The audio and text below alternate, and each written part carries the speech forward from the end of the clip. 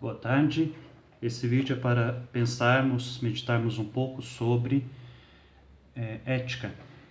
O tema do vídeo é a introdução à ética e nós vamos trabalhar nos seguintes tópicos: o eu racional, autonomia e liberdade e responsabilidade. Em filosofia, quando se fala de ética, nós estamos falando do estudo dos costumes corretos. É a parte da filosofia que estuda o que torna o agir humano correto. E correto para quê? Correto para que a vida seja feliz, que a vida tenha significado, que a vida tenha valores.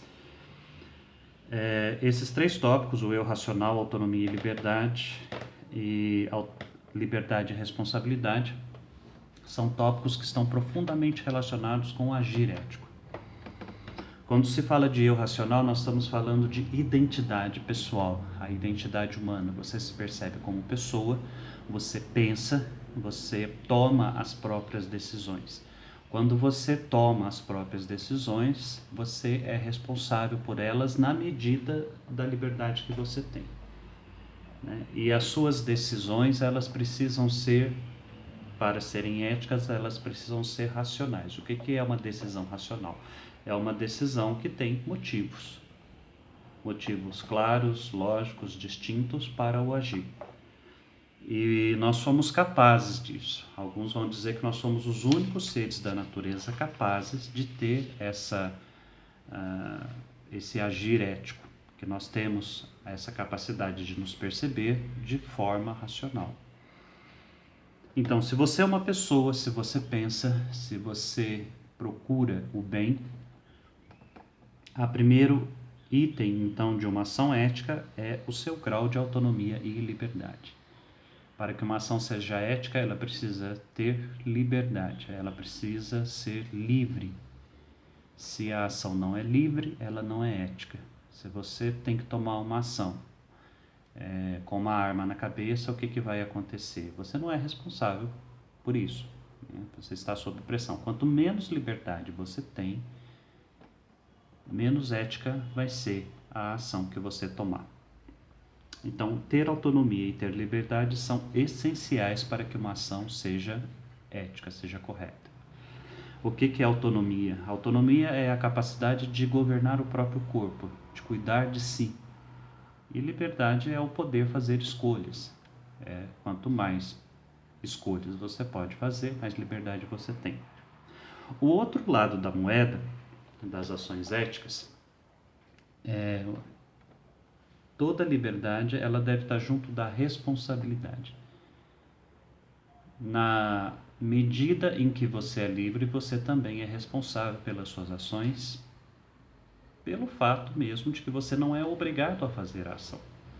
Então, vamos partir do pressuposto de que você é livre, você faz alguma coisa, você quer as consequências daquela coisa, daquela ação que você faz.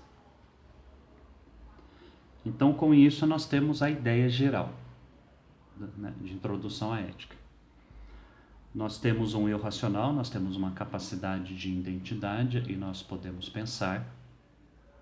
Sem essa capacidade, sem essa identidade, nós não podemos tomar ações éticas. E a partir do momento em que você tem uma identidade pensante, você sabe quem você é e você pensa, as suas ações, elas, para serem éticas, precisam ter outros dois aspectos. Elas precisam ser livres e elas precisam ser responsáveis.